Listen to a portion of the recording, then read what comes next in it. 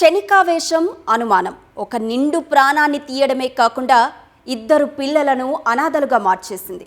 పదే పదే ఫోన్ మాట్లాడుతున్న భార్యపై అనుమానం పెంచుకున్న భర్త ఎన్నోసార్లు ఆమెకు చెప్పినా పట్టించుకోకపోవడంతో కోపంతో రగిలిపోయాడు.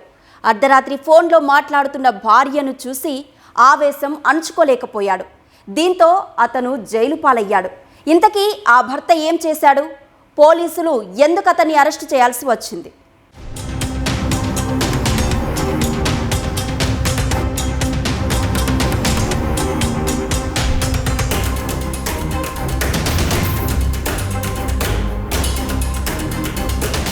అన్నమయ్య జిల్లా పీటీఎం మండలం రాపూరివాండ్లపల్లిలో మహిళ దారుణ హత్యకు గురైంది.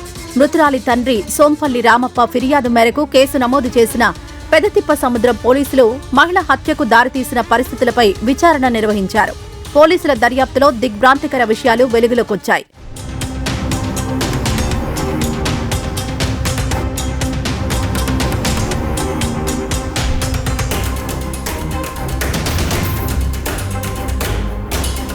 అన్నమయ్య జిల్లా బి కొత్తకోట మండలం దయ్యాలవారిపల్లికి చెందిన దారా సురేష్ కుమార్తో రమాదేవికి 15 ఏళ్ల క్రితం వివాహమైంది.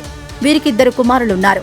పుష్కర కాలం పాటు భార్యతో ఎంతో అన్యోన్యంగా ఉన్న సురేష్ 3 ఏళ్లుగా ఆమెపై అనుమానం పెంచుకొని హింసిస్తున్నాడు. ఆమె తరచూ ఫోన్ మాట్లాడుతూ ఉండడంతో అతని అనుమానం మరింత పెరిగింది. మల్లెల గ్రామానికి చెందిన నరేష్ అనే వ్యక్తితో ఆమె వివాహేతర సంబంధం నెరుపుతుందని గొడవ పడుతుండేవాడు. దీంతో భార్యాభర్తల మధ్య మనస్పర్ధలు తీవ్ర స్థాయికి చేరాయి. పలుమార్లు పెద్దల సమక్షంలో పంచాయతీలు చేసినా సురేష్ ప్రవర్తనలో మార్పు రాలేదు. భార్యను అనుమానిస్తూనే ఉండేవాడు.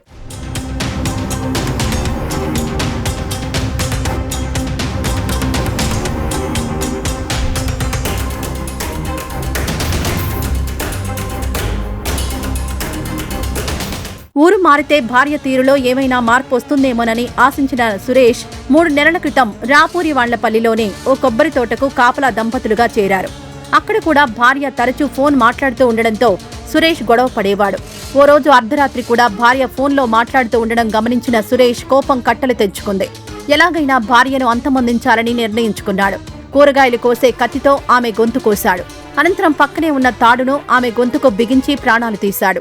గత 3 సంవత్సరాల నుంచి ఈ భార్య పైన ఫోన్ మీద మాట్లాడుతుందని చెప్పేసి అనుమానం పెట్టుకుని తరచూ అంతో తాగేసి గొడవ పడడం, హింసించడం ఇలా చేయడం జరిగింది. అనేక వాళ్ళు పంచాయతీ కూడా పెట్టి తల్లిదండ్రులు కూడా కాపురానికి పంపించడం జరిగింది. అయితే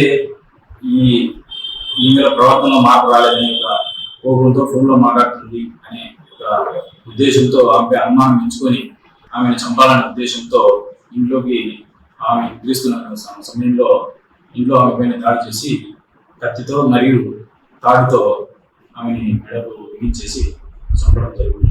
భార్యను చంపి పరారైన సురేష్ ను రంగసముద్రం వద్ద పోలీసులు అరెస్ట్ చేసి రిమాండ్కు పంపించారు. అనుమానం పెనుభూతంగా మారి అతన్ని రాక్షసుడిగా మార్చేసింది. 15 ఏళ్లు కాపురం చేసిన భార్యను తన చేతులతోనే సురేష్ దారుణంగా చంపేశాడు.